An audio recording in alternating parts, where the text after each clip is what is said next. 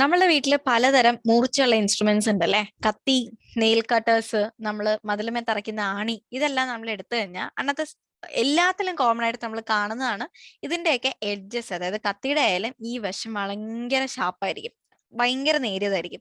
അതേപോലെ തന്നെ nail cutters എടുത്തു കഴിഞ്ഞാൽ നെയിൽ കട്ടേഴ്സിന്റെ എന്ത് കട്ടിംഗ് പർപ്പസിന് ഷാർപ്പ് യൂസ് ചെയ്യുന്ന സാധനമായാലും അതിന്റെ എഡ്ജസ് വളരെയധികം ഷാർപ്പായിരിക്കും. കത്രിക ആയാൽ പോലും ഈ ഭാഗം വളരെയധികം ഷാർപ്പായിരിക്കും.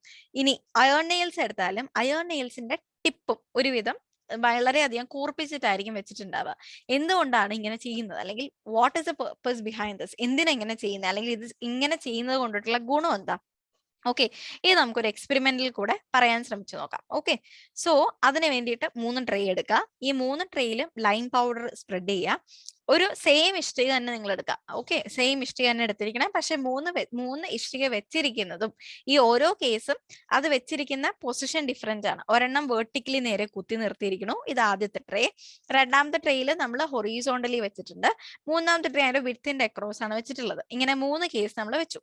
ഓക്കെ, ഇതിനകത്ത് ഓരോ കേസിലും ഏത് കേസിലാണ് ഏറ്റവും കൂടുതൽ ഈ പറഞ്ഞ ലൈം പൗഡറിൽ ഡിപ്രഷൻ വരിക, ഏറ്റവും കൂടുതൽ കുഴിവുണ്ടാവുന്നത് ഏത് ട്രെയിലായിരിക്കും?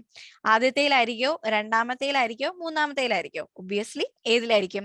ആദ്യത്തേലായിരിക്കും അല്ലെ? കാര്യം എന്താ? ഈ പറഞ്ഞ ട്രെയിൽ മാത്രമാണ് ഇതിന്റെ ഏരിയ ഓഫ് കോണ്ടാക്ട് ഇത്ര ചെറുത്, ബാക്കി എല്ലാത്തിലും വലുതാണ്. ഈ കേസിലും ഏരിയ ഓഫ് കോണ്ടാക്ട് വലുതാണ്.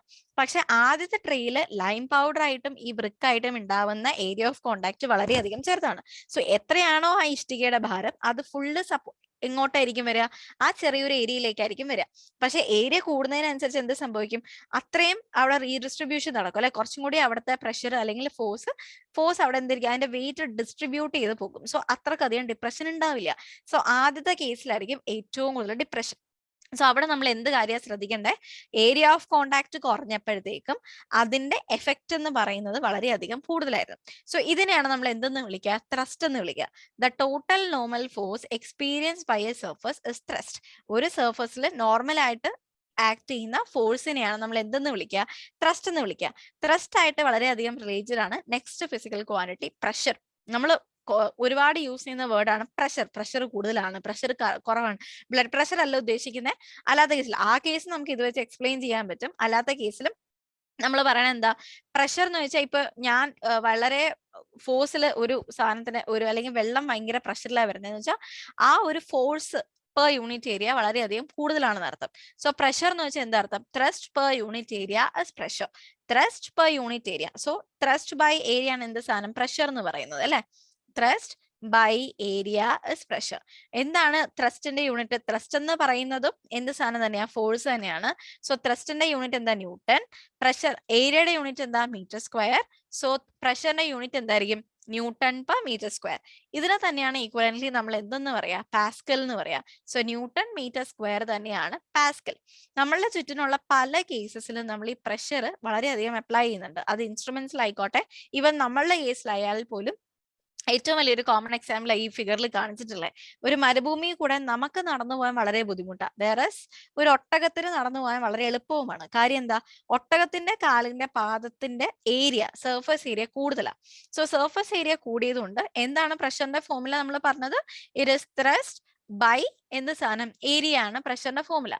സോ ഏരിയ കൂടുമ്പോഴത്തേക്കും പ്രഷർ എക്സ്പീരിയൻസ് ചെയ്യുന്ന എന്ത് ചെയ്യും? കുറയും അല്ലെ? സോ ഏരിയയും പ്രഷറും തമ്മിലുള്ള ബന്ധം എന്താണ്? ജസ്റ്റ് ഓപ്പോസിറ്റ് ആണ്. ജസ്റ്റ് ഓപ്പോസിറ്റ് അല്ലെങ്കിൽ ഒരെണ്ണം കൂടുമ്പോൾ മറ്റേത് കുറയും നമ്മൾ പറയാം. സോ ഒട്ടകത്തിന്റെ കാലിന്റെ വീതി വളരെയധികം കൂടുതലായതുകൊണ്ടിട്ട് അതും ഈ പറഞ്ഞ സർഫസും തമ്മിൽ വരുന്ന കോണ്ടാക്ട് കൂടുതലാണ്. സർഫസ് ഏരിയ കൂടുതലാണ്. സർഫസ് ഏരിയ കൂടുമ്പോഴത്തേക്ക് എന്ത് സംഭവിക്കും? പ്രഷർ എക്സ്പീരിയൻസ് ചെയ്യുന്ന കുറവായിരിക്കും. സോ കാല് വെക്കുമ്പോഴത്തേക്കും കുഴിഞ്ഞു പോവില്ല. അതേസമയം മനുഷ്യന്റെ കേസ് എടുക്കുമ്പോൾ കാലിന്റെ surface area when compare to that of camel എന്താണ്? കുറവാണ്. സോ സർഫസ് ഏരിയ കുറഞ്ഞു കഴിയുമ്പോൾ എന്ത് സംഭവിക്കും? പ്രഷർ കൂടും. സോ അവിടെ ആ ഒരു പെർ യൂണിറ്റ് ഏരിയയിൽ എക്സ്പീരിയൻസ് ചെയ്യുന്ന ഫോഴ്സിന്റെ അളവും എന്താണ്? കൂടുതലാണ്. സോ അവിടെ എന്ത് സംഭവിക്കും? നമ്മൾ കാല് കുത്തുമ്പോൾ തന്നെ കാല് കുഴിഞ്ഞു പോകും. ഡിപ്രഷന്റെ അളവും കൂടുതലാണ്. സോ അതാണ് ഈ ഒരു എക്സാമ്പിൾ പറയുന്നത്. ഇനി നേരത്തെ കേസിൽ നമ്മൾ കത്തിയുടെയും നെയിൽ കട്ടേഴ്സിന്റെയും ആണിയുടെയും കാര്യങ്ങൾ പറഞ്ഞത്. എത്രത്തോളം നേരിയതാണോ കത്തിയുടെ ആ അറ്റം, അത്രത്തോളം ചെറുതായിട്ടും നൈസായിട്ടും നമുക്ക് എന്ത് ചെയ്യാൻ പറ്റും, അരിയാൻ പറ്റും. അതേപോലെ ഒരു ആണിയുടെ ടിപ്പ് വളരെയധികം ഷാർപ്പ് വെക്കണതിന്റെ റീസൺ എന്താ? കാര്യം അവിടെ എന്താണ്, ഏരിയ കുറവാണ് അല്ലെ. സോ ഏരിയ കുറവാണെങ്കിൽ അവിടെ എന്തായിരിക്കും, കൂടുതൽ പ്രഷർ കൂടുതലായിരിക്കും. സോ നമ്മൾ നെയിലിന്റെ ഹെഡിൽ ഒരു ചെറിയ ഫോഴ്സ് അപ്ലൈ ചെയ്യുമ്പോൾ തന്നെ അത് വളരെയധികം വേഗത്തിൽ മതിലേക്ക് തുളഞ്ഞു കയറാനായിട്ട് സാധിക്കും എന്നുള്ളത്. ഇനി വേറെ ഏത് കട്ടിംഗ് ഇൻസ്ട്രുമെന്റ് എടുത്താലും അതിന്റെ എഡ്ജസ് ഷാർപ്പ് ആവുന്നതിന്റെ റീസൺ എന്ന് വെച്ചാൽ അതിന്റെ സർഫസ് ഏരിയ കുറയ്ക്കുകയാണ്. സർഫസ് ഏരിയ കുറയ്ക്കുമ്പോൾ പ്രഷർ കൂടും. സോ നമ്മളൊരു ചെറിയൊരു ഫോഴ്സ് എക്സേർട്ട് ചെയ്താൽ തന്നെ അത് കാരണം ഉണ്ടാവുന്ന പ്രഷർ വളരെയധികം കൂടുതലായിരിക്കും. നൗ ലൈക് അടുത്തൊരു എക്സാമ്പിൾ ആണ് കോമൺലി നമ്മൾ കണ്ടുവരുന്ന ജീപ്പോ അല്ലെങ്കിൽ ലോറീസോ ബസ്സോ അങ്ങനെ ഏതെങ്കിലും ഹെവി വെഹിക്കിൾസ് എടുക്കുക. അതിന്റെ ടയേഴ്സിന്റെ വീതി എന്ന് പറയുന്നത് കുറച്ചും കൂടി ഹെവി ആയിട്ടുള്ള ടയേഴ്സ് ആയിരിക്കും. അതേസമയം ടൂ വീലേഴ്സ് ആയിട്ടുള്ള സ്കൂട്ടറോ ബൈക്കോ എന്തെങ്കിലും നിങ്ങൾ എടുത്തു കഴിഞ്ഞാൽ അതിന്റെ ടയറിന്റെ വണ്ണം അത്ര ഉണ്ടാവില്ല. വൈ? ബിക്കോസ് ലോറി ആയാലും പറഞ്ഞ പോലെ ബസ്സായാലും മറ്റ് ഹെവി വെഹിക്കിൾസ് ആയാലും അതിന്റെ വെയിറ്റ് കൂടുതലാണ്. സോ ആ വെയിറ്റ് കൂടുന്നതിന്റെ എഫക്റ്റ് കുറയ്ക്കാൻ വേണ്ടിയിട്ട് അവിടെ സർഫസ് ഏരിയ കൂട്ടിയേ പറ്റുള്ളൂ. ഇല്ലെങ്കിൽ പ്രഷർ എക്സേർട്ട് ചെയ്യുന്നത് എന്തായി പോകും, കൂടിപ്പോകും അല്ലെ. അപ്പോൾ അത് വരാതിരിക്കാൻ വേണ്ടിയിട്ടാണ് അവിടെ കൂടുതൽ സർഫസ് ഏരിയ ഉള്ള ടയേഴ്സ് യൂസ് ചെയ്യുന്നത്. അതുപോലെ തന്നെയാണ് സ്കൂട്ടേഴ്സിന്റെ കേസ് വരുമ്പോൾ അത്രയ്ക്കധികം വെയിറ്റ് അവിടെ വരുന്നില്ല. കാര്യം when compared to other vehicle they are not that much heavy. അതുകൊണ്ടിട്ട് അവിടെ അത്രയും സർഫസ് ഏരിയയുടെയും ആവശ്യമില്ല. ഓക്കെ, നൗ നെക്സ്റ്റ് കേസ് എടുത്തു കഴിഞ്ഞാൽ ഇത് നമ്മൾ എപ്പോഴും പറയും, ഒരു വീട് പണിയുമ്പോൾ ഫൗണ്ടേഷൻ സ്ട്രോങ് ആണ് എന്നുണ്ടെങ്കിൽ അതിന് മുകളിലേക്ക് പണിയാനുള്ള അത്രയും നമുക്ക് റിസ്ക് ഇല്ല എന്ന് പറയും. സോ ഫൗണ്ടേഷൻ സ്ട്രോങ് ആക്കുമ്പോഴത്തേക്കും നമ്മൾ ചെയ്യുക ഫൗണ്ടേഷന്റെ ഏരിയ കൂട്ടി പണിയാന്നുള്ള. സോ സർഫസ് ഏരിയ കൂട്ടി പണിയുമ്പോഴത്തേക്കും അവിടെ എത്ര വെയിറ്റ് അതിന്റെ മുകളിൽ വന്നാലും അതിന്റെ എഫക്റ്റ് അവിടെ കുറവായിരിക്കും. അത് കാരണം ഉണ്ടാവുന്ന പ്രഷർ അവിടെ കുറവായിരിക്കും. So always whenever we are constructing houses or buildings we will build a very large area of foundation. Foundation area means കൂടുതലായിരിക്കും. എന്തിനാ അങ്ങനെ ചെയ്യുന്നത്? പ്രഷർ കുറയ്ക്കാൻ വേണ്ടിയിട്ട്. അതേപോലെ തന്നെയാണ് ഈ സൂചിയുടെ ടിപ്പ് വളരെയധികം നാരോ ടിപ്പ് വെക്കാനുള്ള റീസൺ, ചെറിയൊരു ഫോഴ്സ് നമ്മൾ ഈ ടിപ്പിൽ അപ്ലൈ ചെയ്യുമ്പോൾ തന്നെ ഏരിയ കുറവല്ലേ, അപ്പൊ പ്രഷർ എക്സ്പീരിയൻസ് ചെയ്യുന്നത് അവിടെ കൂടുതലായിരിക്കും. സോ അതിന് വേണ്ടിയിട്ടാണ് ഷാർപ്പ് എഡ്ജസ് വെക്കുന്നത്. സോ എല്ലാ കട്ടിങ് ചെയ്യാൻ ഉപയോഗിക്കുന്ന എല്ലാ ഇൻസ്ട്രുമെന്റ്സിനും ഷാർപ്പ് എഡ്ജസ് വെക്കുന്നത് അതിന് വേണ്ടിയിട്ടാണ്. സർഫസ് ഏരിയ കൂട്ടുന്ന ഇൻസ്റ്റൻസ് നമ്മളിപ്പോൾ വെഹിക്കിൾസിന്റെ കാര്യം പറഞ്ഞതും ഈ പറഞ്ഞ ഫൗണ്ടേഷൻ സ്റ്റോൺസിന്റെ കാര്യങ്ങൾ പറഞ്ഞതും. സോ റിയൽ ലൈഫിൽ ഈ പ്രഷർ കൂട്ടുക കുറയ്ക്കുക എന്നുള്ളത് റിലേറ്റ് ചെയ്ത് കുറെ അധികം ഇൻസ്ട്രുമെന്റ്സും കുറെ അധികം റിയൽ ലൈഫ് ആപ്ലിക്കേഷൻസിനും നമുക്ക് ചുറ്റിനും ഉണ്ട്. സോ ഇത്രയും ക്ലിയർ ആണല്ലോ ത്രസ്റ്റ് എന്താന്നുള്ളത്, പ്രഷർ എന്താന്നുള്ളത്, ഇതിന്റെ ആപ്ലിക്കേഷൻ എവിടെയാണ് വരുന്നതെന്നുള്ളത്, പ്രഷറും ഏരിയയും തമ്മിലുള്ള ബന്ധം എന്താന്നുള്ളത്. ഓക്കെ, ഇത്രയും ക്ലിയർ ആണല്ലോ. Next, so while applying A given force pressure decreases when the area of surface of contact increases. When the area decreases, the pressure increases. നമ്മളിപ്പോൾ ഡിസ്കസ് ചെയ്ത കാര്യമാണ്. ഏരിയയും പ്രഷറും തമ്മിൽ എന്ത് ബന്ധാണുള്ളത്? ഓപ്പോസിറ്റ് ബന്ധാണുള്ളത്. ഏരിയ കൂടുമ്പോഴത്തേക്കും പ്രഷർ കുറയും, ഏരിയ കൂടുമ്പോഴത്തേക്കും പ്രഷർ കുറയും, അതേപോലെ ഏരിയ കുറയുമ്പോഴത്തേക്കും പ്രഷർ കൂടും. സോ ഇത് തമ്മിൽ എന്ത് ബന്ധാണുള്ളത്? ഓപ്പോസിറ്റ് ആയിട്ടുള്ള ബന്ധങ്ങളാണ് ഉള്ളത്. Okay, now let's move to the next. Weight. ഇത്രയും നേരം ഞാൻ പറഞ്ഞു ബിൽഡിങ്ങിന്റെ വെയിറ്റ് അല്ലെങ്കിൽ വണ്ടിയുടെ വെയിറ്റ് എന്നൊക്കെ പറഞ്ഞു. സോ വെയിറ്റ് എന്ന് വെച്ചാൽ എന്താണ് ശരിക്കും പറഞ്ഞാൽ? Weight is the attractive force exerted by the earth on an object. Earth ഒരു ഒബ്ജക്റ്റിൽ എക്സേർട്ട് ചെയ്യുന്ന ഫോഴ്സിനെയാണ് നമ്മൾ എന്തെന്ന് പറയാ? വെയിറ്റ് എന്ന് പറയാ. സോ വെയിറ്റ് എന്ന് പറയുന്നത് ആക്ച്വലി എന്ത് തന്നെയാണ്? ഒരു ഫോഴ്സ് തന്നെയാണ്. ഫോർ സപ്പോസ് ഇപ്പൊ ഒരു കിലോഗ്രാം മാസ് ഉള്ള ഒരു ഒബ്ജക്ട്. മാസ് എന്ന് വെച്ചാൽ എന്താ? Amount of matter content in it. അതിനകത്ത് എത്ര മാറ്റർ ഉണ്ട് എന്നുള്ളതിന്റെ അളവാണ് മാസ് എന്ന് പറയുന്നത്. സോ എം ആണ് മാസ് എന്നുണ്ടെങ്കിൽ നമ്മൾ എഫിന്റെ ഫോർമുല പഠിച്ചല്ലോ കഴിഞ്ഞ ചാപ്റ്ററിൽ. F is equal to M A എന്ന് നമ്മൾ പഠിച്ചത് അല്ലെ. സോ എം എന്നുള്ളത് മാസ് ആണ്. ജി എന്ന് പറയുന്നത് എന്ത് സാധനമാണ്? അതിന്റെ ആക്സിലറേഷൻ ഡ്യൂ ടു ഗ്രാവിറ്റി ആണ്. സോ വെയിറ്റ് എന്ന് പറയുന്നത് എന്തായിരിക്കും? F is equal to M G. അതാണ് വെയിറ്റ് എന്ന് പറയുന്നത്. സോ വെയിറ്റും എന്ത് തന്നെയാണ്? ഒരു ഫോഴ്സ് തന്നെയാണ്. Okay, next one. അടുത്തൊരു ടോപ്പിക്കിലേക്കാണ് നമ്മൾ പോകുന്നത്, ലിക്വിഡ് പ്രഷർ. നമ്മൾ ഇപ്പൊ സാധാരണ രീതിയിലുള്ള പ്രഷറാണ് നമ്മളിപ്പോ ഡിസ്കസ് ചെയ്തത്. ഇനി ലിക്വിഡ്സിന്റെ കേസ് വരുമ്പോൾ എന്ത് മാറ്റം വരും എന്നാ നമ്മൾ ശ്രദ്ധിക്കാൻ പോണേ. അല്ലെങ്കിൽ ഏതൊക്കെ ഫാക്ടേഴ്സ് ആണ് ഒരു ലിക്വിഡിന്റെ പ്രഷറിനെ എഫക്ട് ചെയ്യാൻ പോകുന്നത്. അതിന് വേണ്ടിയിട്ട് നമുക്കൊരു എക്സ്പെരിമെന്റ് ചെയ്ത് നോക്കാം. ഒരു PVC പൈപ്പ് എടുക്കുക, അതിൽ നിന്ന് 3 വാൽവ്സ് വെച്ചിട്ട് നമ്മൾ 3 ബലൂൺസ് എന്ത് ചെയ്തു, നമ്മൾ കണക്ട് ചെയ്ത് വെച്ചു. ഇതിലേക്ക് നമ്മൾ വെള്ളം ഒഴിക്കുകയാണ്. വെള്ളം ഒഴിക്കുമ്പോൾ ഏത് ബലൂൺ ആയിരിക്കും ഏറ്റവും കൂടുതൽ എക്സ്പാൻഡ് ചെയ്യുക? അപ്പൊ ആ ഫിഗറിൽ നിന്ന് തന്നെ നിങ്ങൾക്ക് മനസ്സിലാവും ഏതായിരിക്കും ഏറ്റവും കൂടുതൽ എക്സ്പാൻഡ് ചെയ്യുക. സി ആയിരിക്കും ഏറ്റവും കൂടുതൽ എക്സ്പാൻഡ് ചെയ്യുക. എന്തുകൊണ്ടായിരിക്കും സി ഏറ്റവും കൂടുതൽ എക്സ്പാൻഡ് ചെയ്യുന്നത്? Because the pressure experience by C is much more. C experience ചെയ്യുന്ന പ്രഷർ ആണ് കൂടുതൽ. അതുകൊണ്ടിട്ട് എന്ത് സംഭവിക്കും? സി ഒരുപാട് എക്സ്പാൻഡ് ചെയ്യും. ഓക്കെ, നൗ സോ അതേപോലെ തന്നെ ഇപ്പൊ അടുത്തൊരു കേസ് ഞാൻ കാണിച്ചിട്ടുള്ള സെയിം കേസ്. നമ്മളൊരു വെള്ളം ഒരു പാത്രം എടുത്തു. ആ പാത്രത്തിൽ 3 ഹോൾസ് ഉണ്ടെന്ന് വിചാരിക്കുക. ആ 3 ഹോൾസിൽ നിന്നും നമ്മൾ വെള്ളം നിറയ്ക്കുമ്പോഴത്തേക്കും ഏതിനായിരിക്കും ഏറ്റവും കൂടുതൽ പ്രഷർ? മുകളിലത്തെ ഹോളിൽ നിന്ന് വരുന്ന ലോ പ്രഷർ ആയിരിക്കും. താഴത്തേക്ക് വരുമ്പോഴായിരിക്കും ഹൈ പ്രഷർ വരുന്നത്. സോ ഈ മുകളിൽ നിന്ന് താഴത്തേക്ക് വരുമ്പോൾ ഇതിന്റെ എന്താ കൂടുന്നത്? ആക്ച്വലി ഇതിന്റെ ഡെപ്ത് കൂടുകയാണ്. ഈ കേസിൽ എന്താ കൂടുന്നത്? ഡെപ്ത് കൂടാണ് അല്ലെ? സോ ഡെപ്ത് കൂടിയപ്പോഴത്തേക്ക് എന്ത് മാറ്റാണ് സംഭവിച്ചത്? ഡെപ്ത് കൂടിയപ്പോഴത്തേക്കും അതിന്റെ പ്രഷറും കൂടി. ലിക്വിഡ് എക്സേർട്ട് ചെയ്യുന്ന പ്രഷറിനെയാണ് ലിക്വിഡ് പ്രഷർ എന്ന് പറയുക. അതായത് force exerted by a liquid per unit volume, sorry unit area, അതിനെയാണ് നമ്മൾ എന്തെന്ന് പറയാ? ലിക്വിഡ് പ്രഷർ എന്നും പറയാം. സോ ലിക്വിഡ് എക്സേർട്ട് ചെയ്യുന്ന പ്രഷറാണ് ലിക്വിഡ് പ്രഷർ. ആ ലിക്വിഡ് പ്രഷർ ഡെപ്തിന് മാറ്റം വരുന്നതിനനുസരിച്ച് ലിക്വിഡ് പ്രഷറിന് മാറ്റം വരും. എങ്ങനെ മാറ്റം വരും? ഡെപ്ത് കൂടുമ്പോൾ ലിക്വിഡ് പ്രഷറും കൂടും. So the pressure exerted by liquid column increases with increase in height അല്ലെങ്കിൽ ഡെപ്ത്. ഓക്കെ, ഡെപ്ത് കൂടുമ്പോൾ അല്ലെങ്കിൽ ഹൈറ്റ് കൂടുമ്പോൾ എന്തിന് മാറ്റം വരും? ലിക്വിഡ് പ്രഷറിന് മാറ്റം വരും. സോ ഈ പറഞ്ഞ ലിക്വിഡ് പ്രഷറിനെ എഫക്ട് ചെയ്യുന്ന ഒരു ഫാക്ടറാണ് എന്ത് സാധനം? Height of the liquid column. എത്രയാണ് അതിന്റെ ഹൈറ്റ് എന്നുള്ളത്.